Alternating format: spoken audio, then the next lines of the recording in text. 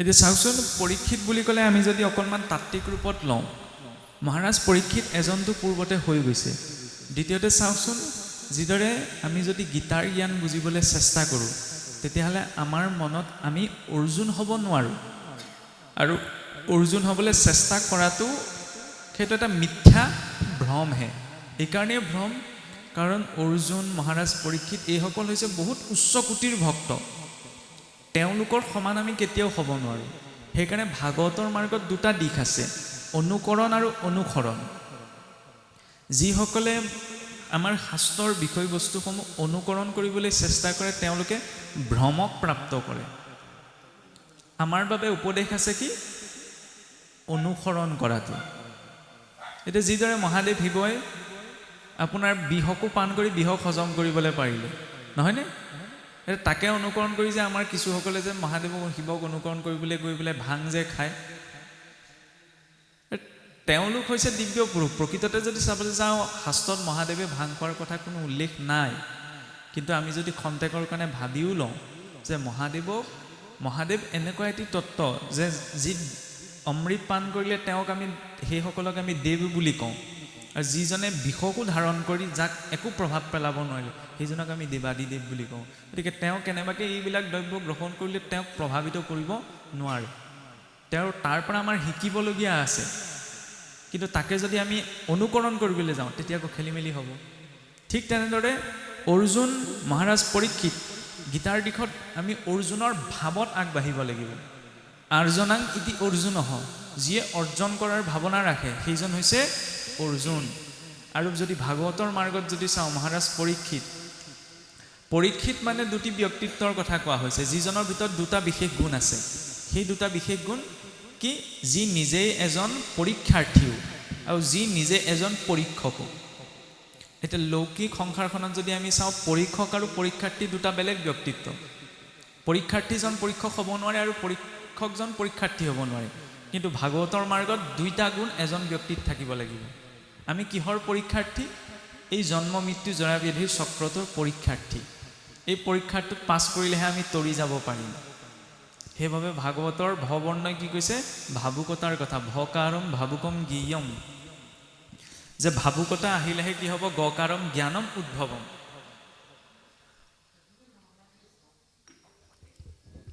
আৰু সেই জ্ঞান কি? বকাৰম বৈষ্ণৱী জ্ঞানম, সেই জ্ঞান হৈছে বৈষ্ণৱী জ্ঞান। সেই জ্ঞান পালে কি লাভ হ'ব? তকাৰম তত্ত্ব ভাৱগম, সেই তত্ত্ব জানি আমি তৰি যাব পাৰিম। ক'ৰ পৰা? এই জন্ম মৃত্যু জৰা ব্যাধিৰ চক্ৰটোৰ পৰা। সেইবাবে আমি পৰীক্ষাৰ্থী। আৰু দ্বিতীয় যে আমি একো এজন পৰীক্ষকো হ'ব লাগিব। কিদৰে? যে সংসাৰখনত কিটো কৰা উচিত, কিটো কৰা অনুচিত, কিটো শুদ্ধ, কিটো অশুদ্ধ, কিটো ভাল, কিটো বেয়া, এইটো আমি নিজেই পৰীক্ষা কৰি চাব পাৰিব লাগিব। তেতিয়া আমাৰ এই ভাগৱতৰ মাৰ্গত পৰীক্ষিতৰ ভাৱত আগবঢ়াটো সহজ হয়। আমি মহাৰাজ পৰীক্ষিত হ'ব নোৱাৰোঁ, কিন্তু আমাৰ ভাগৱতৰ মাৰ্গত ভাৱটো কেনেধৰণৰ লাগিব? মহাৰাজ পৰীক্ষিতৰ ভাৱ। সেই ভাৱতহে আমি এই দিশত আগবাঢ়িব পাৰিম। এতিয়া চাওকচোন, মহাৰাজ পৰীক্ষিতে গৰ্ভতেতো ভগৱন্তৰ দৰ্শন পাইছিল, নহয়নে? যি অৰ্জুন হেন মহান বৈষ্ণৱৰ নাতি, সেই মহাৰাজ পৰীক্ষিতেও কলিৰ প্ৰভাৱত পৰা বাবে শাপগ্ৰস্ত হ'ব লগা হৈছিল। যদিও এইটো কলিযুগ, আমি ইমানবিলাক সমস্যাৰ মাজত নাই। কাৰণ ত্ৰেতা যুগত উল্লেখ পোৱা যায়, যেতিয়া ভগৱান ৰামচন্দ্ৰ বোলে দণ্ডকাৰণ্যলৈ গৈছিল, তেতিয়া ডাঙৰ ডাঙৰ সাৰৰ দম দেখিছিল। তেতিয়া মহৰ্ষি বিশ্বামিত্ৰক সুধিছিল যে, হে মহৰ্ষি, ইমান ডাঙৰ ডাঙৰ সাৰৰ দমবিলাক কিহৰ? তেতিয়া মহৰ্ষি বিশ্বামিত্ৰই কৈছিল যে, এই দৈত্য দানৱসকলে মহান তেজস্বী ব্ৰহ্মঋষি মহৰ্ষিসকলক ভক্ষণ কৰি পেলাই সাৰবিলাক খাই পেলাই ইয়াত জমা কৰি থৈছে। আপুনি মইতো তেনেকুৱা পৰিৱেশত থাকিব লগা হোৱা নাই, বহুত ভালত আছোঁ চাবলৈ গ'লে। আৰু এই হেন কলিযুগত মহাৰাজ পৰীক্ষিতে কলিত থাকিবলৈ তাত্ত্বিক ৰূপত কেইটামান স্থান নিৰ্দিষ্ট কৰি দিলে, নহয়নে? আমি যদি নিজৰ জীৱনৰ পৰা সেইকেইটা স্থান আঁতৰাই ৰাখোঁ, তেতিয়া পৰাপক্ষত কলিৰ প্ৰভাৱত আমি ইমানত নাথাকোঁ। পোনপ্ৰথমেই চাওকচোন, সুৰাপানটো আমি বেয়া বুলি কওঁ, কিন্তু তাতোতকৈ প্ৰথম 1 নম্বৰ স্থানত কাক ৰাখিছে? যে জৈত খেলে জোৱা পাশা কৰে মদ্যপান। যি স্থানত জোৱা পাশা খেলিব, যোৱা পাখা খেলাৰ বাবেই ধৰ্মৰাজ যুধিষ্ঠিৰৰ দৰে ইমান মহান নীতিজ্ঞ পুৰুষজনৰ কি গতি হৈছিলে আমি মহাভাৰতৰ জৰিয়তে জানো, নহয়নে? কিন্তু আজিকালি চাবচোন, কথা প্ৰসংগত লাগি প্ৰকাশ কৰা হৈছে, বিয়া এখন পাতিলেই বা দেৱালীৰ সময়তেই যে চকৰি খেল খেলে, তাচপাতৰ খেল খেলে, সেইখন কি যোৱা? আমি ভাবোঁ কি তাৰ পৰা লাভজনক কিবা এটা বস্তু ঘৰখনলৈ আহিব, কিন্তু আনক ঠগ প্ৰবঞ্চনা কৰি অনা বস্তুৱে কেতিয়াও কোনো মনুষ্যই, আনকি দেৱতায়ো শান্তি পোৱা নাই। তেতিয়াহ'লে আমি মনুষ্যই কেনেদৰে পাম? সুৰাপান, ঈশ্বৰে ভাল বস্তু খাবলৈ ইমান এটা সুন্দৰ উপহাৰ আমাক দিছে, এই শৰীৰটো, নহয়নে? ঈশ্বৰে আপোনাক মোক দিয়া আটাইতকৈ উত্তম উপহাৰটো হৈছে শৰীৰটো, কাৰণ আমি 84 লক্ষ যোনি অতিক্ৰম কৰি শৰীৰটো পোৱা গৈছে। বোলে এইবিলাক কোনে দেখিছে? কৈ থকা ব্যক্তিজনেওতো ক'ব নোৱাৰে যে 84 লক্ষ যোনি অতিক্ৰম কৰি আহি মানুহ হৈছোহি। এতিয়া ইয়াত বহি থকা কোনো এজন ব্যক্তিয়ে এইটো কথাও ক'ব নোৱাৰে যে বি খালে যে মানুহ মৰে, সেইটো আপুনি মই নিজেই দেখিছোঁ বা অনুভৱ কৰিছোঁ। তেতিয়াহ'লে কিহৰ ভিত্তিত আমি কওঁ যে বি খালে যে মানুহজন মৰে? আমিতো নিজেই অনুভৱ কৰা নাই। আমাক বিশেষজ্ঞ এজনে কৈছে, সেইকাৰণে তেওঁৰ কথাক আমি বিশ্বাস কৰি মানুহ যে বি খালে মানুহ মৰে, নহয়নে? ঠিক তেনেদৰে শাস্ত্ৰসমূহত কাৰ কথা আছে? এই মহান ঋষিসকলৰ ভাষ্য, যিসকলে গোটেই জীৱন উচৰ্গা কৰি এই আধ্যাত্মিক অনুভৱখিনি আমাৰ বাবে দি থৈ গ'ল। গতিকে তেওঁলোকৰ কথাৰ আধাৰত আধাৰিত কৰি এই কথাখিনি আমি মান্যতা প্ৰদান কৰিব পাৰোঁ। এতিয়া ঈশ্বৰে ইমান ভাল শৰীৰ এটা দিছে, খাবলৈ ভাল বস্তু, আৰু চাওচোন এইখিনি এচিড আমাৰ পেটটোত ভৰাই দিছে। আমাৰ পেটত বোলে হাইড্ৰক্লৰিক এচিড আছে, কিন্তু খালী হাতত যদি তাৰ এটোপাল পৰিবলৈ সাৰে দি ফুটা ওলাই যাব। ঈশ্বৰে ইমান ধুনীয়াকৈ শুই ব্যৱস্থা কৰি দিছে যে আপোনাৰ মোৰ অনুভৱো নহয়। কিন্তু তাৰ ওপৰত যদি কোনোবাই আকৌ এচিড ঢালিছেগৈ, তাৰপৰা প্ৰভু মোৰ লিভাৰটো গ'ল, কিডনীটো গ'ল, আৰু নাম এষাৰ আগবঢ়াইছোঁ, ভাওনা আগবঢ়াইছোঁ, ঈশ্বৰে বাৰু সঁচাকৈ কৃপা কৰিবনে? বহুতে এইটো ভাবে যে ভাগৱত মাৰ্গলৈ অহা মানে কি, কায় কষ্টে বতে বিধানে থকা, বা শৰীৰটোৱে নিজৰ মতে খাবলৈ নাপাব, ইত্যাদি ইত্যাদি তেনেকুৱাখিনি কথা। কিন্তু ভাগৱতৰ মাৰ্গ হৈছে এই শৰীৰটোক ভালে ৰাখি কিদৰে থকা দিনকেইটা আনন্দ মনেৰে পাৰ কৰিব পাৰি, সেই দৰ্শন হৈছে ভাগৱতৰ লক্ষ্য। ভাগৱতে সংসাৰ বিমুখিতা দেখুওৱা নাই। আমি যদি ভক্ত প্ৰহ্লাদৰ জীৱনলৈ চাওঁ, নৃসিংহ প্ৰভুৰ দৰ্শন পোৱাৰ পিছত প্ৰহ্লাদৰ মনত একো ইচ্ছাই নাথাকিছিল, হ'লেও প্ৰভুৱে কি আদেশ দি থৈ গ'ল যে বোপাই তুমি ৰাজ্যভাৰ গ্ৰহণ কৰা আৰু ৰাজ্য পালন কৰা, খালি এটাই তুমি কাম সদায় গুৰুত্বতা দিবা, যি কৰ্মই নকৰা মোক অৰ্পণ কৰি মোক চিন্তা কৰি কৰিবা। কাৰোবাৰ গৃহত যদি ধৰি লওক, যেনেদৰে আমি বিভিন্ন কৰ্মত, এতিয়া বিদ্যালয়ত লৈ যোৱা ছাত্ৰজনৰ বা কাৰোবাৰ ঘৰত কাম কৰা ব্যক্তিজনৰ এইটো দায়িত্ব যে ঘৰখনৰ গৃহস্থৰ কথা মতে তেওঁ কামখিনি কৰাব। কিন্তু বন কৰা ব্যক্তিজনে যদি নিজৰ মতে, উদাহৰণটো অকণমান বেয়া যেন লাগে কিন্তু বুজাবলৈহে ব্যৱহাৰ কৰা হৈছে, যে সেই কাম কৰা ব্যক্তিজনে যদি নিজৰ মতে গৃহস্থৰ কথা নুশুনি কৰিবলৈ যায়, গৃহস্থই বেয়া নাপাবনে, গালিও নিদিবনে? ঠিক তেনেদৰে চাবলৈ গ'লে আমি সকলো চাকৰ। চাকৰ শব্দটো বেয়া নহয়, আমি প্ৰয়োগতহে, উচ্চাৰণতহে অদ্ভুত অদ্ভুত বা কিবা অপমানসূচক নিচিনা লাগে। চাকৰ মানে কি? কাৰোবাৰ সেৱক। আমি সকলো সেৱক, গৃহস্থীজন গৃহ ঘৰখনৰ, নহয়নে? বাকী সমাজৰ যি যি ক্ষেত্ৰৰ সৈতে যি যি ব্যক্তি জড়িত হৈছে, সকলো একো একোজন সমাজৰ, দেশৰ বা ঘৰখনৰ সেৱক। ইয়াত মালিক এজনো নাই। আধ্যাত্মিক দৃষ্টিৰে মালিক এজনে আছে, সেইজন হৈছে ভগৱন্ত। সেব্য তত্ত্ব এটাই আছে, সেইজন হৈছে ভগৱন্ত। বাকী সকলো সেৱক। মানুহেই নহয়, সত্যলোকত বহি থকা ব্ৰহ্মাৰ পৰা পাতালৰ নাগগণলৈকে সকলো সেৱক। সেব্য মাত্ৰ এজন আছে, সেইজন হৈছে ঈশ্বৰ। তেওঁক জানিবলৈ শৰীৰটো পাইছোঁ, কিন্তু এই শৰীৰটো ভাল বস্তুত প্ৰয়োগ নকৰি যদি তেওঁ সুৰাপান খাবলৈ প্ৰয়োগ কৰিছে, তেতিয়াহ'লে সেয়া কি? জ্ঞানৰ অভাৱ। এই শৰীৰটোৰ ওপৰত কৰা আটাইতকৈ ডাঙৰ যান্ত্ৰণা। যমে বোলে আমাক যাতনা শৰীৰত বোলে যমলোকত পাপ কৰ্মৰ দণ্ড ভোগাবলৈ 84খন নৰক আছে, কিন্তু সেই যমে যিমানখিনি কষ্ট দিয়ে তাতোতকৈ কষ্ট আমি নিজৰ শৰীৰটোক দিওঁ। যিজন ব্যক্তি জুৱা খেলেগৈ, যিজন ব্যক্তি এই মদ্যপান কৰে, সেইজনে নিজৰ কষ্টটোক তাতোতকৈ অধিক কষ্ট দিয়ে, কিন্তু অনুভৱ নকৰে। কিহৰ কাৰণে? ভ্ৰমবশত। সেইবাবে মহাৰাজ পৰীক্ষিতে বহুত ভাবি চিন্তি এইকেইটা স্থান দিছিল, নহয়নে? য'ত জুৱা পাশা খেলিব, য'ত মদ্যপান কৰিব, য'ত পৰস্ত্ৰী সংগ হ'ব, য'ত অবাবত প্ৰাণী হিংসা হ'ব।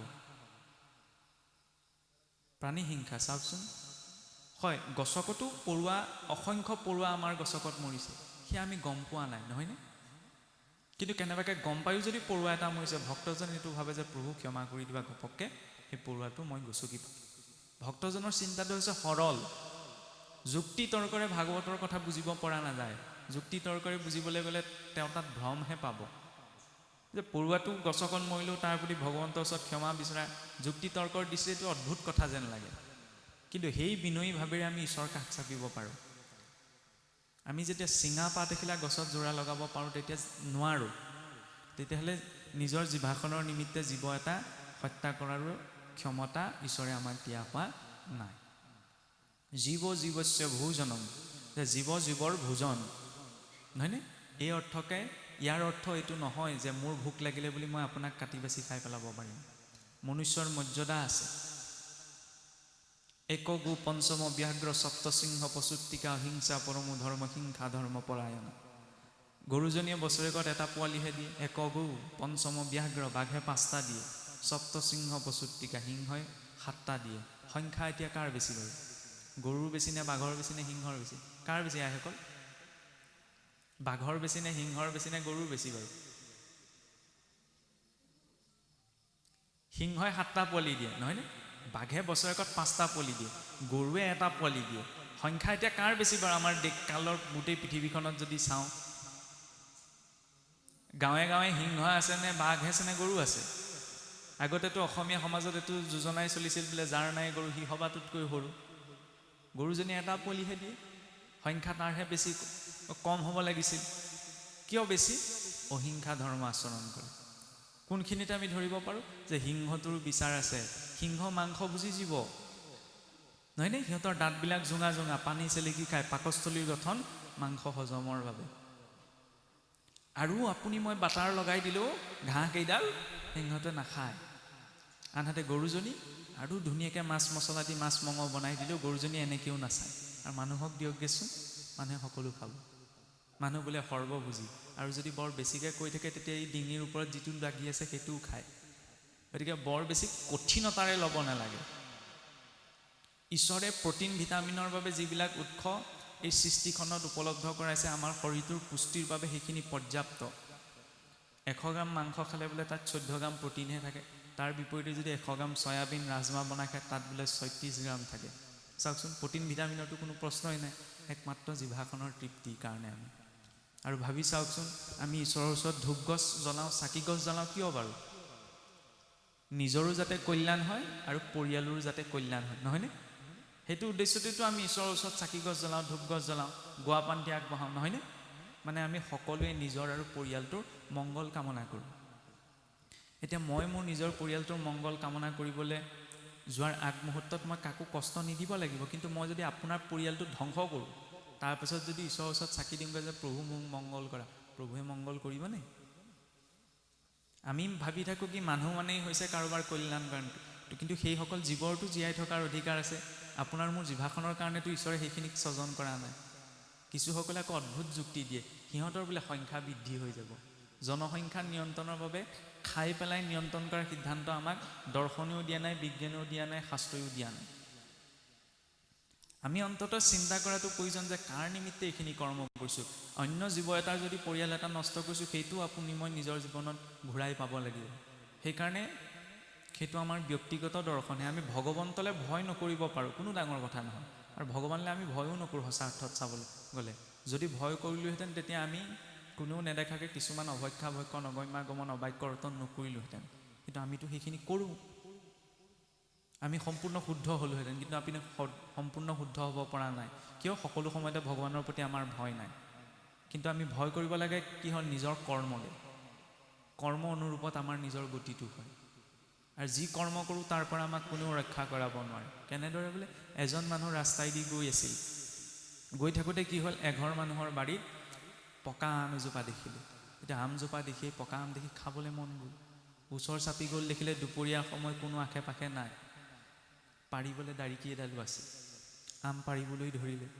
এতিয়া আম পৰাৰ শব্দ শুনি ভিতৰত গৃহস্থই গম পালে, বাহিৰলৈ ওলাই আহি দেখিলে যে এজনে মোৰ বাৰীত সোমাই আম চুৰ কৰি আছে। কলিযুগৰ মানুহে ইমান চিন্তা চৰ্চা কৰি নাথাকে। এই দুপইচাক লৈ পেলাই কিনি খাব পৰা নাই, খুজি খাব পৰা নাই, লোকৰ বাৰীৰ আম চুৰ কৰি খাইছ বুলি লাহেকৈ জেওৰা খুঁটিডাল উঘালি আনি পিঠিতে 2 কোব দিলেহি লগাই। কাহিনীটো সিমানেই। কাহিনীটোৰ এটা অন্তৰ্নিহিত উদ্দেশ্য আছে। উদ্দেশ্যটো কি? ব্যক্তিজন যেতিয়া ৰাস্তাইদি গৈ আছিল, গৈ থাকোঁতে গছজোপা কিহে দেখিলে বাৰু? চকুৰে দেখিলে নহয়নে? নাকেৰেতো নেদেখে, নিশ্চয় চকুৰেই দেখিছে। এতিয়া চকুৰে দেখিলে, চকু দুটাইতো খাবলৈ মন ইচ্ছা কৰা নাই। ইচ্ছা তেতিয়াহ'লে ক'ত উৎপন্ন হ'ল? এই মনটোত ইচ্ছাহে উৎপন্ন হ'ল। মনটোতো নিজেই যাব নোৱাৰে, গ'ল ভৰি দুটাৰ মাধ্যমেদি। ভৰি দুটাই নিজে পাৰিব নোৱাৰে, পাৰিলে হাতেৰে খাব নোৱাৰে, খালে মুখে, নহয়নে? মুখেৰে এতিয়া খালেহে খালে, মুখেৰে ৰাখিব নোৱাৰে, লুটিয়াই বগৰাই পেটটোক দি দিবলগীয়া হয়। আৰু মাৰ খালে কোনে? পিঠিটো কিবা দুখ আছিল জানো? যি দেখিলে সি ইচ্ছা কৰা নাই, যি ইচ্ছা কৰিলে সি যোৱা নাই, যি গ'ল সি পৰা নাই, যি পাৰিলে সি খোৱা নাই, যি খালে সি মাৰ খোৱা নাই। মাৰ খাইছে কোনে? পিঠিটো। কিন্তু যেতিয়া পিঠিত মাৰ কেইচাত পৰিল, চকু পানী যে ওলালে, ক'ৰ পৰা ওলালে? চকুৰ পৰাই, নহয়নে? নাকৰ পৰাতো চকু পানী নোলায়। কৰ্মটো আৰম্ভণি কোনে কৰিছিলে? চকুৱে। গতিকে ঈশ্বৰৰ যিখন সংবিধান ইমান সুস্পষ্ট যে ইয়াত কাৰো পক্ষপাতিত্ব নাই। আমি যি জানে কৰ্ম কৰিছোঁ, সেই কৰ্মৰ ফল ভোগাৰ পৰা আমাক কোনেও ৰক্ষা কৰা নহয়। এইটো হৈছে বিশ্বজনীন সিদ্ধান্ত। আমি পদাৰ্থ বিজ্ঞানতো নিউটনৰ তৃতীয় গতিসূত্ৰ এটা পাওঁ যে প্ৰতিটো ক্ৰিয়াৰে সমান আৰু বিপৰীতমুখী প্ৰতিক্ৰিয়া থাকে। ব্ৰেকডাল আগলেহে মাৰে, হাউলি পাছলৈ যায়। এইটো মনুষ্য জীৱনতো প্ৰযোজ্য। ভাল বেয়া যি কৰিছোঁ সকলো আমাৰ জীৱনত প্ৰতিফলন হ'ব। এতিয়া কৰ্ম মানে কেৱল হাতে কামে কৰাটোৱেই কৰ্ম নহয়। যে শৰীৰৰ বাক্য সমে মনে যি কৰ, তাকে হে বোলয় কৰ্ম জানিবা নিশ্চয়। যে শৰীৰ হাতে কামে যিখিনি কৰিছোঁ, দ্বিতীয়তে বাক্যৰে যি কৈছোঁ, আৰু তৃতীয়তে মনেৰে যি চিন্তা কৰিছোঁ। মই যদি হাতে কামে বেয়া কৰ্ম কৰা নাই, ঠিক আছে, মুখেৰে বেয়া কথা কোৱা নাই, ঠিক আছে, কিন্তু মনেৰে যদি কিবা এটা বেয়া চিন্তা কৰিছোঁ, তেতিয়াহ'লে সেইটোও মই ভুগিব লাগিব। সেইকাৰণে কৈ আছে আমাৰ কি কয়? কায় মনো বাক্যে। কেৱল শৰীৰটোৰ কথাই কোৱা হোৱা নাই আধ্যাত্মিক দিশত, মনটোৰ কথাও কৈছে, বাক্যৰ কথাও কৈছে, কাৰণ তাৰ জৰিয়তেও কৰ্ম নিৰ্মাণ হয়। বসুদেৱ দৈৱকীয়ে 14 বছৰ কাল পুত্ৰ স্নেহৰ পৰা কিয় বঞ্চিত হ'ব লগা হ'ল? পূৰ্বজন্মত বোলে তেওঁলোকেও পুত্ৰক পিতৃ মাতৃ স্নেহৰ পৰা বঞ্চিত কৰিছে, জগতৰ ঈশ্বৰ হৈ পালন কৰি ধৰিছে। যেতিয়া কংসক বধ কৰি পেলাই কাৰাগাৰত উপস্থিত হৈ বসুদেৱ দৈৱকীক মুক্ত কৰালে, তেতিয়া ভগৱন্তই আই দৈৱকীয়ে সুধিছে যে প্ৰভু, তুমি জগতৰ ঈশ্বৰ হৈ আমাক মুক্ত কৰিবলৈ আজি 1 বছৰ 2 বছৰ 14 বছৰ সময় লগালা, ইমান দিন কিয় তুমি বাট চাই থাকিলা? বহু বছৰ আগতেও তুমি আহিব পাৰিলাহেঁতেন। তেতিয়া বোলে ভগৱন্তই কৈছিল যে মাতৃ চোৱা, পূৰ্বজন্মত তুমিও এজন পুত্ৰক পুত্ৰ স্নেহৰ পৰা মাতৃ স্নেহৰ পৰা বঞ্চিত কৰাইছিল। পূৰ্বজন্মত তেওঁ বোলে কৈকেয়ী আছিল, এক দৰ্শন মতে সেয়াও কোৱা হয়। সেইখিনি লীলাৰ উদ্দেশ্য কি? যাতে তাৰ পৰা আমাক বুজুৱাবলৈ চেষ্টা কৰা যায়, তাৰ পৰা যাতে আমি বুজি পাওঁ যে দেৱশক্তিযুক্ত সেই পুৰুষসকলেও কৰ্মৰ পৰা হাত সাৰি যাব পৰা নাই। মহাৰাজ জয়ন্ত এটা কল্পত গৈ ইন্দ্ৰৰ ৰূপত অধিষ্ঠিত হৈছিলগৈ, কিন্তু এনেকুৱাকৈ খহি পৰিবলৈ কাউৰী হৈ পৃথিৱীলৈ নামি আহিব লগা হ'ল। মহাৰাজ নহুক, নহয়নে? মহাৰাজ নহুকো গৈতো স্বৰ্গৰ ৰজা হৈ ইন্দ্ৰাসনত বহিছিলগৈ, অজগৰ হৈ নামি আহিব লগা হ'ল। আমিতো সাধাৰণ মনুষ্যহে। সেইকাৰণে সদায় কৰ্মসমূহ শুদ্ধতাৰে হ'ব লাগে। এতিয়া মহাৰাজ পৰীক্ষিতেই চাওকচোন, অৰ্জুন হেন বৈষ্ণৱৰ নাতি কৈ পেলাই কৰ্মবশতইতো অভিশাপ লাভ কৰিলে। কিন্তু ভাগৱত মাৰ্গে ভক্তজনক এনেকুৱাকৈ সৃষ্টি কৰে, এনেকুৱা মানসিকতা মনলৈ আনি দিয়ে যে মহাৰাজ পৰীক্ষিতক যদি আমি চাওঁ, যে কোনোবা এজন ব্যক্তিয়ে যদি গম পায় আৰু কোনোবা এজনে যদি কয় যে আপুনি আৰু 2-3 দিনৰ পাছত মৰি থাকিব, তেতিয়াহ'লে সেই যে আমাৰ সাধাৰণ মানুহৰ চিন্তা কি হ'ব? ভয় নাখাম? কিমান ভয় খাম? কোনোবাই মৰিবলৈ ক'লেতো 2 ঢকামান দি থৈহে আহিমগৈ, এতিয়া কেলৈ মৰিবলৈ কৈছোঁ বুলি। কিন্তু ভাগৱত মাৰ্গত ভক্তজনৰ চিন্তা চাওক, মহাৰাজ পৰীক্ষিতে কি বুলি ভাবিছে? যে গৃহ অন্ধকূপত কৰিলো মই পাপ, কৃষ্ণৰেহে প্ৰসাদত পাইলো ঋষি শাপ, জানন্ত বিফলে মৰে সন্তৰ সন্ততি, সাপ দিয়াই উপজাইলা মুৰবীৰ কৌটি। গতি। যেতিয়া 7 দিনৰ ভিতৰত তেওঁ মৃত্যু হ'ব বুলি খবৰ পাইছে, এতিয়া 7 দিন বুলি কওঁতে এনেকুৱা এইটো কথা বেলেগ যে ভাগৱত একেৰাহে পঢ়ি শেষ কৰিবলৈ আমাৰ 7 দিন 7 ৰাতি লাগে। এই শৃংগী মুনিয়ে যে মহাৰাজ পৰীক্ষিতক অভিশাপ দিছিল যে মোৰ পিতৃক তুমি মৰা সৰ্প ডিঙিত তুলি দি অপমান কৰিলা, গতিকে মই তোমাকো অভিশপ্ত কৰিছোঁ যে তোমাক কুৰ জাতিৰ সৰ্প তক্ষকে 7 দিনৰ ভিতৰত দংশন কৰি মৃত্যু লোক দেখাব। এই শৃংগী মুনি যদি ইমানেই খং উঠিছিল, 2 দিনৰ ভিতৰতে আপুনি মৰি থাকক, আজিয়েই মৰি থাকক বুলি কেলে নক'লে? 7 দিন ইমান ধুনীয়াকৈ একদম ভাবি চিন্তি 7 দিনৰ কথা যে ক'লে। কাৰণ যদি আমি চাওঁ আমাৰ সকলো জীৱৰ মৃত্যু সেই 7টা দিনৰ ভিতৰতেই সম্ভৱ। এই 7 বাৰ নহয়নে? সেই 7টা দিনৰ ব্যতিৰেকে কোনো জীৱৰ সৃষ্টিও সম্ভৱ নহয়, কোনো জীৱৰ মৃত্যুও সম্ভৱ নহয়। আৰু গতি পালেও আমি এই 7টা দিনৰ ভিতৰতেই পাম, আৰু বন্ধনত বদ্ধ হ'লেও আমি এই 7টা দিনৰ ভিতৰতেই হ'ব লাগিব। সেইকাৰণে জীৱৰ হাতত মাত্ৰ কেইটা দিন আছে? 7টা দিন। এই 7 দিনেই গতিও দিব পাৰে, 7 দিনে অধোগতিও দিব পাৰে। এতিয়া চাওক, মহাৰাজ পৰীক্ষিতে যেতিয়া মৃত্যুৰ বাবে অভিশাপ পালে, তেওঁ কি চিন্তা কৰিছে যে অতদিনে মই যিটো শৰীৰ বোলে ঈশ্বৰ সেৱাৰ বাবে পাইছিলোঁ, ৰাজ্য শাসনৰ নামত ইটো কৰাৰ সিটো কৰাৰ নামত গোটেই জীৱনটো মই পাৰেই কৰাই দিলোঁ, কিন্তু আজি ভগৱন্তৰ কৃপা উপজিল, মৰিবলৈ অভিশাপ পাইছোঁ, তাক আকৌ কৃপা বুলি কৈছে। সেইটো হৈছে ভক্তজনৰ চিন্তা। সংসাৰত 2 প্ৰকাৰৰ লোক আছে, ভক্ত আৰু অভক্ত।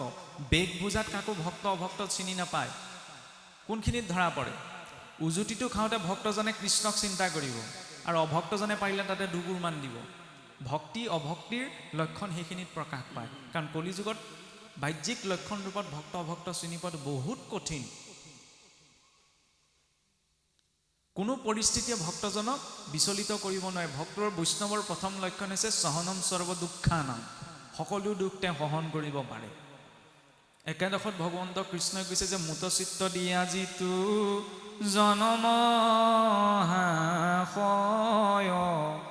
হানি অপমান দুখ সুকক সহয়, তাৰ নামে ক্ষমা আবে জানিবা উদ্ধৱ, ক্ষমাবন্ত পুৰুষৰ নাই পৰাভৱ। ভগৱন্তত চিত্ত দিয়া ব্যক্তিজনৰ লক্ষণ যে তেওঁ হানি অপমান দুখ সকলো সহন কৰিব পাৰে। আৰু যিজনে হানি অপমান এইবিলাক সহন কৰিবলৈ প্ৰতিক্ৰিয়া দিয়ে, তেওঁৰ ভিতৰত সহনশীলতা নাই। ধৈৰ্য সহনশীলতাই কাৰোবাৰ সাহসৰ অভাৱক নুবুজায়। যাৰ ভিতৰত প্ৰকৃততে সাহস আছে, তেওঁহে কিবা এটা কথা, কিবা এটা বিপৰীত পৰিস্থিতি সহন কৰিব পাৰে। কাৰণ চাওকচোন, সাঁতুৰিৰ মাৰ পৰি পেলাই যিটো শিল ভাগি থাকে, সেই শিলটো আপোনাৰ ৰাস্তা বনাবলৈ ব্যৱহাৰ হয়, নহয়নে? আমি গচকি পেলাই খোজকাঢ়ি যাওঁ।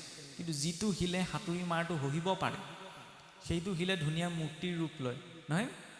মন্দিৰত হয়তো ক'ৰবাৰ গৰ্ভগৃহত বহি আছে, কাৰোবাৰ ঘৰৰ হয়তো বহুজনৰ চকুত পৰা এটা স্থানত বিৰাজিত হৈ আছে।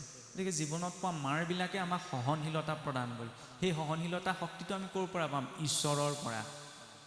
সেইকাৰণে ভক্তজনে কেতিয়াও জীৱনত পোৱা মান অপমান এই সকলো ঈশ্বৰৰ ইচ্ছা বুলি গ্ৰহণ কৰে, কৰ্মফল বুলিও গ্ৰহণ নকৰে।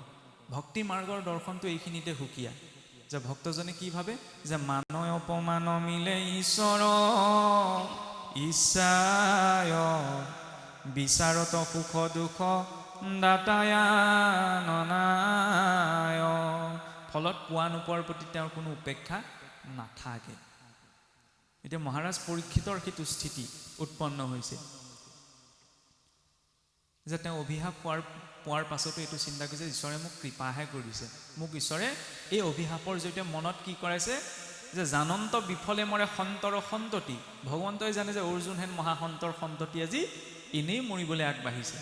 সাপ দিয়াই উপজাইলা মূৰ বীৰকতি। গতিকে অভিশাপৰ জৰিয়তে মোৰ মনলৈ বৈৰাগ্য আনি দিছে।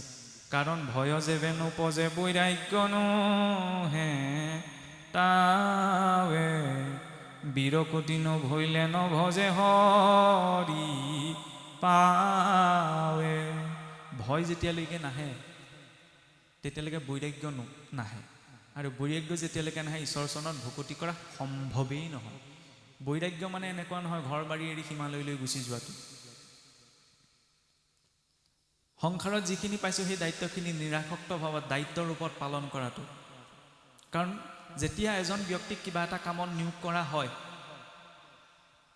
তেতিয়া সেই ব্যক্তিজনে সেই কৰ্মটো শুদ্ধ বা সঠিক ৰূপত ৰূপায়ণ কৰাৰ বাবদ ধৰি লওক প্ৰশাসনৰ ফালৰ পৰা চৰকাৰৰ ফালৰ পৰা কোনোবা এজন ব্যক্তিগত খণ্ডৰ ফালৰ পৰা ধৰি লওক দোকানখনতে কাম কৰা ব্যক্তিজনে দৰমহা এটা কেতিয়া পায় যেতিয়া সেই দোকানখন পৰিচালনা কৰা তেওঁ ভালদৰে পৰিচালনা কৰে তেতিয়া ধৰি লওক মালিকজনে দৰমহাটো দিয়ে নহয়নে গতিকে আমিও জীৱনত দৰমহা পাইছোঁ কিদৰে দৰমহা পাইছোঁ এই শৰীৰটো জীৱনৰ প্ৰতিটো ক্ষণ আপোনাৰ মোৰ আটাইতকৈ ডাঙৰ দৰমহা কাৰণ এতিয়া ইয়াত বহি থাকোঁতেও পৃথিৱীৰ পৰা প্ৰতি 2 ছেকেণ্ডত এজন মানুহ মৰি মৰি গৈ আছে কম ডাঙৰ কথা নে আজিৰ দিনটো যে পালোঁ আপুনি মইতো নিজৰ ইচ্ছা বা নিজৰ কেপাচিটিত উশাহ নিশাহ এটাও ল'ব নোৱাৰোঁ তেতিয়াহ'লে জীৱনত পোৱা প্ৰতিটো উশাহৰ বাবে ঈশ্বৰৰ ওচৰত কৃতজ্ঞ সেইকাৰণে পুৱা গধূলা ঈশ্বৰক চিন্তাৰ ব্যৱস্থাটো আমাৰ সকলোৰে লাগে কাৰণ তেওঁ দিছে কাৰণে আমি পাইছোঁ নহয়নে এতিয়া মহাৰাজ পৰীক্ষিতে এইটো ভাবিছে যে মই 84 লক্ষ জনী অতিক্ৰম কৰি আহি ঈশ্বৰক চিন্তা কৰাৰ বাবে সুযোগটো পাইছিলোঁ কিন্তু আজি মই অৰ্ধ জীৱন বিষয়ভোগৰ নামতে পাৰ কৰিলোঁ আজি সৌভাগ্য উপজিছে অভিশাপৰ জৰিয়তে ঈশ্বৰে মোক মনত পেলাই দিছে তাৰ পৰা এইটোও আমি চাব পাৰোঁ যে ভক্তজনে কেতিয়াও প্ৰতিকূল পৰিৱেশ এটা প্ৰতিকূল ভাৱত গ্ৰহণ নকৰে সেইকাৰণে তেওঁ উজুতি খালেও ভগৱন্তক স্মৰণ কৰে কিন্তু অভক্তজনে তাতে আকৌ বেয়া মাত দুটামানহে মাতিব আৰু বাক্যৰ ক্ষেত্ৰত যদি ক'বলৈ যাওঁ অকণমান বহাই কোৱা নিশ্চয়কৈ নহ'ব আগৰ দিনত অসুৰবিলাকেও যিবিলাক শব্দ উচ্চাৰণ কৰিছিল অন্ততঃ শুনিবলৈ ভাল লাগিছিলে অসুৰবিলাকে অধম বুলি কৈছিল নৰাধম বুলি কৈছিল নহয়নে বা পাপী বুলি কৈছিল এইবিলাক বেয়া শব্দ যদি শুনিবলৈ ইয়াত অকণমান মধুৰতা আছে আজিকালি যিবিলাক শব্দ প্ৰচলন আছে উচ্চাৰণ কৰিব নোৱাৰে যিটো সংস্কাৰ আগতে অসুৰৰো আছিল আমাৰ মানুহৰ বহু ক্ষেত্ৰত সেইটো সংস্কাৰ নাইকিয়া হৈ গ'ল বাক্যত আমি কি ক'ব লাগে সেইটো কথাৰ প্ৰতি সংস্কাৰ নাথাকে গতিকে সেই চিন্তাটো লাগিব বাক্য সংযমিত নোহোৱাকৈ কেতিয়াও আমি ঈশ্বৰৰ নাম উচ্চাৰণ কৰিব এইকাৰণেই নোৱাৰোঁ কাৰণ যদি এই থালখনত যদি মই কুকুৰ এটাক খাবলৈ দিওঁ তেতিয়া এই থালখন আৰু ধোৱা পখলাকৈ মানুহক খাবলৈ দিব পাৰিমনে ভাল হ'বনে যদি মানুহ এজনক যদি কুকুৰক দিয়া থালখনক মই খাবলৈ দিওঁ নিশ্চয়কৈ ভাল নহ'ব নহয়নে গতিকে যিখন মুখেৰে দিনটোত যদি মই 10টামান বেয়া মাতেই মাতিছোঁ সেইখন মুখেৰে আৰু ৰাম নাম লৈ থাকক ঈশ্বৰে গ্ৰহণ কৰিবনে নকৰে সেইকাৰণে প্ৰথম বাক্য সংযমিত হৈহে মহাৰাজ পৰীক্ষিত পোনপ্ৰথমতে কলৈ গৈছে এতিয়া নিশ্চয় শুকদেৱৰ ওচৰলৈ আগমন অধ্যায় পাঠটি চলি আছে নহয় জানো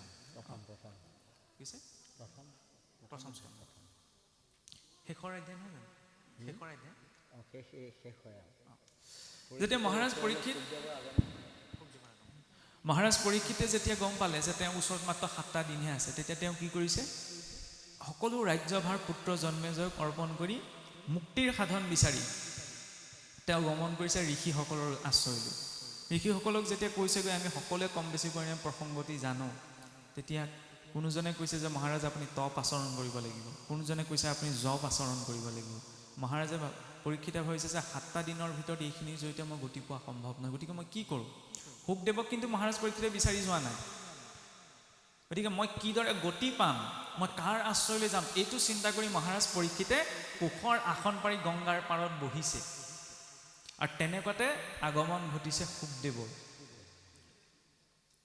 তাতো এটা তাৎপৰ্য আছে ভক্তি মাৰ্গত যেতিয়া আমি কিবা এটা বিষয় অন্তঃকৰণে বিচাৰোঁ তেতিয়া আমি দূৰলৈ বিচাৰি যোৱাৰ প্ৰয়োজনীয়তা নাথাকে ঈশ্বৰে জীৱনত সেইটো উপলব্ধ কৰাই দিয়ে যিদৰে মহাৰাজ পৰীক্ষিতে বিচাৰিছিল সেইকাৰণে তেওঁ যাব লগা হোৱা নাই শুকদেৱৰ স্বাভাৱিকতে তেওঁৰ জীৱনলৈ আগমন ঘটিছে কিবা এটা আমি সঁচাকৈ যদি জানিব বিচাৰিছোঁ ঈশ্বৰ সম্পৰ্কীয় তেতিয়া সাংঘাতিক আমি কষ্ট কৰিব লাগে যদি অন্তৰত ভাৱনা উৎপন্ন হৈছে ঈশ্বৰে তাক জনাৰ মাধ্যম এটা জীৱনত দি দিয়ে য়স্মিন বিজ্ঞাতে সৰ্বমিদম বিজ্ঞাতম ভৱতি আৰু যেতিয়া শুকদেৱৰ আগমন ঘটিছে তেতিয়া মহাৰাজ পৰীক্ষিতে কি সুধিছে যে মৰণ সময়ে তোমাৰ চৰণে পুছু প্ৰভু সাম্প্ৰত ম্ৰিয়মাননৰে ইটো সংসাৰত কৰিবে কোন কৰ্ম কাহাক ভোজিবে কাহাক শুনিবে কাহাক স্মৰিবে নৰে ভজিবাক যোগ্য কোননো দেৱতা কহিও মোক সতৰে। মহাৰাজ পৰীক্ষিতে কি সুধিছে যে হে প্ৰভু, এই মৃত্যুৰ আগমুহূৰ্তত মই তোমাৰ চৰণত ধৰি এটা কথাই সুধিব বিচাৰিছোঁ যে ম্ৰিয়মাননৰে মই কি কৰিম সেইটো সোধা নাই, যে মোৰ দৰে মৃত্যুলৈ গৈ থকা মৃত্যু অভিমুখী লোকসকলে কি কৰ্ম কৰা উচিত, কাক স্মৰণ কৰিব, কাক ভজনা কৰিব, কাৰ গুণনাম কীৰ্তন কৰিব, সেই বিষয়ে আপুনি মোক বিস্তৰি কওক। এতিয়া চাওকচোন, আমাৰ মানুহৰ জীৱনত এটা ডাঙৰ চমৎকাৰ, এটা আশ্চৰ্যকৰ দিশ আছে। সেই আটাইতকৈ আশ্চৰ্যকৰ ঘটনাটো কি, যে প্ৰত্যেক মনুষ্য দিনক দিনে মৃত্যুৰ দিশলৈকে আগবাঢ়ি গৈ আছে, কিন্তু সেইটো আমাৰ চেতনাত অনুভৱ নাই। জন্ম হোৱা দিনাৰ পৰা আমাৰ মৃত্যুটো আৰম্ভ হৈ গ'ল। মৃত্যু ঘপককৈ হোৱা এটা ঘটনা নহয়। পঞ্চ প্ৰাণ, প্ৰাণ অপান বিয়ান সমান উদান, এই পঞ্চ প্ৰাণহে নিৰ্দিষ্ট এটা সময়ত ওলাই যায়। কিন্তু মৃত্যুটো জন্মৰ প্ৰাক মুহূৰ্তৰ পৰা আমাৰ জীৱনত আৰম্ভ হৈ যায়। দিন, আজিৰ দিনটো বাগৰিলে, এটা দিন কমিলে, কাইলৈ দিনটো বাগৰিলে, দিন কমি কমি গৈ আছে। ক'লৈ গৈ আছোঁ? কোনোবা ধাৰ্মিক হৈছে, অধাৰ্মিক হৈছে, ভাল হৈছে, বেয়া হৈছে, নিজ কৰ্মফলৰ কথা। কিন্তু সকলো মনুষ্য বা জীৱই সেই মৃত্যুটোক পোৱাটো এটা ধ্ৰুৱ সত্য, নহয়নে? আৰু সেই মৃত্যুক কিদৰে উদযাপন কৰিব লাগে সেই বিষয়ে ভাগৱতে আমাক প্ৰকাশ কৰে। আৰম্ভণিতে কৈছে না, পৰীক্ষিত মুখ্য কথা দ্বাদশ স্কন্ধৰ। এয়া কি মহাৰাজ পৰীক্ষিতৰ মুখ্য কথা, কিদৰে মৃত্যুটোক তেওঁ মুখ্যলৈ ৰূপান্তৰ কৰিছিল। পিতামহ ভীষ্ম। ভাগৱতৰ সংস্কৃতি আৰু দৰ্শন হৈছে ইমান গভীৰ যে যি মৃত্যুকো মুখ্য উৎসৱলৈ ৰূপান্তৰ কৰিব। উৎসৱ য'ত আনন্দ অনুভৱ কৰা যায়, নহয়নে? মৃত্যু বুলি ক'লে কোনোবাই উৎসৱ বুলি ভাবিবনে? কিন্তু ভাগৱতৰ মাৰ্গৰ সেইটো শক্তি আছে যে এজন জীৱৰ শৰীৰটোক এৰি থৈ যোৱা সেই মৃত্যু অৱস্থাকো কিদৰে মুখ্য উৎসৱলৈ ৰূপান্তৰ কৰে। এতিয়া চাওকচোন, আমি গুৰু আসন ভাগ স্থাপন কৰোঁ পূব দিশলৈ, নহয়নে? কিন্তু মহাৰাজ পৰীক্ষিত কোন দিশলৈ মূৰ কৰি বহিছে? উত্তৰৰ দিশক লাগি। আৰু আমি যদি পাছত চাওঁ, বিদুৰ মৈত্ৰেয়ো কোন দিশে গৈছে? উত্তৰৰ দিশলৈ গৈছে। ভাগৱতত সকলো ভক্ত উত্তৰ দিশলৈ গৈছে। গতিকে ভকতৰ এনেকুৱা উত্তৰ দিশতনো কি আছে? আমি ভগৱন্তকো চিন্তা কৰোঁ পূব দিশলৈ। কাৰণ চাওকচোন, উত্তৰ দিশৰ দুটা তাৎপৰ্য আছে। প্ৰথম যদি চাওঁ, আমাৰ বছৰেকত কেইটা অয়ন আছে? দুটা অয়ন, নহয়নে? আগতে ল'ৰা ছোৱালীক ককা আইতাক মাক দেউতাকে ঘৰতে শিকায়, মাহেকত কেইটা পক্ষ আছে, তিথি কেইটা থাকে, নহয়নে? অয়ন কেইটা থাকে। আজিকালি নিশিকায়, এইবিলাক চৰ্চা বাদ দি দিলে। সেইকাৰণে আমাৰ ল'ৰা ছোৱালীক সুধিব গৈছোঁ, ক'ব নোৱাৰে সৰহসংখ্যকে। কিয় নোৱাৰে? কাৰণ সেইখিনি চৰ্চা আমি বাদ দি দিলোঁ। আমি নিজৰ ভিতৰতে নিজে পংগু হৈ পৰিলোঁ। এইকাৰণে এই কথাষাৰক জোৰ দি এইকাৰণেই কোৱা হৈছে, কাৰণ এই তিথি বাৰ নক্ষত্ৰ, আমাৰ শৰীৰ আৰু বিশ্ব ব্ৰহ্মাণ্ড, এইবিলাকৰ বৰ এটা সুন্দৰ সম্পৰ্ক আছে। ইয়ৎ পিণ্ডে তৎ ব্ৰহ্মাণ্ডে। বিশ্ব ব্ৰহ্মাণ্ডখনত যিসমূহ আছে সকলোৱে সূক্ষ্ম ব্ৰহ্মাণ্ডৰূপী শৰীৰত আছে। কিদৰে উত্তৰায়ণ চাওকচোন, বছৰেকত ছমাহ হয় উত্তৰায়ণ কাল, ছমাহ হয় দক্ষিণায়ন কাল। উত্তৰায়ণ কাল কেতিয়া আৰম্ভ হয়? আমাৰ অসমীয়া মানুহৰ চাওকচোন, মাঘ বিহুৰ দিনা, সংক্ৰান্তিৰ দিনা, যিদিনা সূৰ্য মকৰ ৰাশিত প্ৰৱেশ কৰে, সেই তেতিয়াৰ পৰা প্ৰথম ছমাহ হৈছে উত্তৰায়ণ কাল। আৰু বাকী দক্ষিণায়ন কাল হৈছে, আৰু মানুহৰ পৃথিৱীত পাৰ হৈ যোৱা এবছৰে দেৱলোকত এবছৰ এদিন হয়। গতিকে ইয়াত এবছৰ পাৰ হৈ যোৱা মানে দেৱতাসকলৰ তাত এদিনহে পাৰ হৈছে। এইটো আকৌ বোলে অদ্ভুত কথা। এইটো অদ্ভুত কথা নহয়। কিদৰে অদ্ভুত কথা নহয়? কাৰণ আজি বিজ্ঞানেও এই কথা প্ৰমাণ কৰিছে যে মহাকাশত যিমানে আমি ঊৰ্ধ্বলৈ গতি কৰি থাকোঁ, সিমানে সময়ৰ গতি কমি কমি গৈ থাকে। যেতিয়াই মহাকাশযানে পৃথিৱীৰ বায়ুমণ্ডল পাৰ কৰে, সময়ৰ গতি কমি যায়। আমি আছোঁ ভূলোকত। ভূলোকৰ ঊৰ্ধত আছে সুৰলোক, দেৱতাসকলৰ ৰাজ্য। গতিকে সেই দেৱলোকত সময়ৰ গতি আৰু কম। সেইকাৰণে ইয়াত এবছৰ পাৰ হৈ গ'লে তাত এদিন হয়। এতিয়া কাৰোবাৰ ঘৰলৈ যদি ৰাতি যায়, আপুনি দৰ্জাত যদি টক টক কৰেগৈ, চিনাকি মানুহ হ'লেও বিশেষকৈ কলিযুগত দৰ্জা খুলি দিবনে? কেতিয়াও নিদিয়ে। দিনত অন্তত শত্ৰু গ'লেও দৰ্জাখন খুলি কিখনে হ'লেও চাব। সেইকাৰণে দৰ্শনটো কি? যে আমাক কি গতি লাগে? উত্তৰায়ণ গতি। পিতামহ ভীষ্ম ইমান কষ্ট কৰি কিয় পৰি আছিল হৰসজ্জাত? প্ৰথম দুটি কথা। প্ৰথমটি হৈছে যে পিতামহ ভীষ্মই দুৰ্যোধনৰ পাপ অন্ন ভোজন কৰি শৰীৰত যিমান ৰক্ত নিৰ্মাণ হৈছিল, তাৰ এটুপ এটুপকৈ শৰীৰৰ পৰা নিৰ্গত হৈ শেষ নোহোৱালৈকে তেওঁ শৰীৰ এৰা নাই। কাৰণ তেওঁ জানে পাপ অন্ন ভোজন কৰা সেই শৰীৰত থাকি তেওঁ শুদ্ধ গতি পাব নোৱাৰে। দ্বিতীয়তে তেওঁ হৰসজ্জাত পৰিছিল দক্ষিণায়ন কালত। সেইবাবে তেওঁ উত্তৰায়ণ কাললৈকে বাট চাই আছিল। উত্তৰায়ণ উপস্থিত হৈছে, তেতিয়াহে তেওঁ ভগৱন্তৰ দৰ্শন কৰি শৰীৰ এৰিছে। কাৰণ তেওঁ জানিছিল যে উত্তৰায়ণ কালত জীৱই শৰীৰ এৰিলেহে সহজে ঊৰ্ধ্বদৈহিক গতি সম্ভৱ হয়। অন্য জীৱবিলাকে ঊৰ্ধ্বদৈহিক গতি কৰিব নালাগে, কাৰণ সিহঁতৰ পাপ পুণ্যৰ কোনো লেখা নাই, সেইটো মনুষ্যৰ আছে। সেইবাবে মনুষ্যই ঊৰ্ধ্বদৈহিক গতি কৰিব লাগে। সেইবাবে আমাক কি লাগে জীৱনত? উত্তৰায়ণ গতি। অহা বাটে উভতিব লাগে। কাৰোবাৰ ঘৰত আমাৰ এইটো অসমীয়া মানুহৰ দৰ্শনেই আছে যে আগফালে সোমোৱা ব্যক্তিজনক আমি পাছফালে ওলাই যাবলৈ নকওঁ। বোলে হেৰি আগফালে আপুনি সোমাইছে, আগফালে ওলাই যাওক। আগফালে সোমাই পাছফালে ওলাই যাব নাপায় নহয়, বা পাছফালে সোমাই আগফালে ওলাই যাব নাপায় নহয়। ইয়াত এটা চিন্তা আছে। কি চিন্তা? জীৱ যেতিয়া মাতৃগৰ্ভত প্ৰৱেশ কৰি ব্ৰহ্মতালু বা ব্ৰহ্মৰন্ধ্ৰই দি প্ৰৱেশ কৰে। সেইবাবে আমি ভগৱন্তক চিন্তা কৰি ভগৱন্তৰ নিৰ্মালী শিৰ অংশত গ্ৰহণ কৰোঁ, কাৰণ এই স্থান হৈছে ব্ৰহ্মৰ স্থান। গতিকে উভতিবও আমি এই স্থানেই লাগিব। এতিয়া এই জীৱনটোত আমি যিমানে অধম কৰ্ম কৰিম, অন্তিম সময়ত জীৱ শৰীৰৰ সিমানে নিম্ন অংশই দি বাজ হ'ব, সিমানে আমি বেয়া গতি পাম। ভাগৱতৰ দৰ্শনটো কি? যি বাটে আহিছা সেই বাটে উভতি যোৱা, তেতিয়াহ'লে আমাৰ গতিটো সুগম হ'ব। সেয়া হৈছে উত্তৰায়ণ গতি। দ্বিতীয়তে, এইটো হৈছে স্থূল শৰীৰ।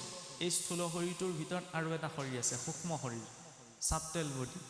সেই সূক্ষ্ম শৰীৰটোত 6টি চক্ৰ আছে। তাৰে মধ্যত আছে হৃদয়দল পদ্ম বা অষ্টদল পদ্ম। তাৰে 8টা কোণত জীৱই নিজৰ গুণ কৰ্ম সংস্কাৰ অনুসাৰে অধিষ্ঠান লাভ কৰে। যেতিয়া পূব কোণত অধিষ্ঠান কৰে তেতিয়া সেই জীৱ অল্পায়ু হয়।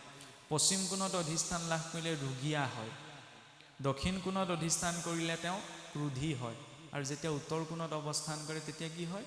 উত্তৰ কোণত যেবে জীৱয়ু তপন্ন, ভক্তি কৰিবাক লাগি যায় তাৰ মন।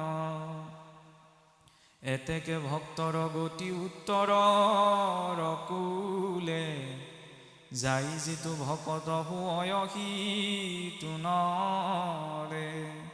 ভক্তসকলৰ গতি সেইকাৰণে উত্তৰ কুলে, কাৰণ আমাক উত্তৰায়ণ গতি লাগে। সেয়া হৈছে ভাগৱতৰ গভীৰ দৰ্শন।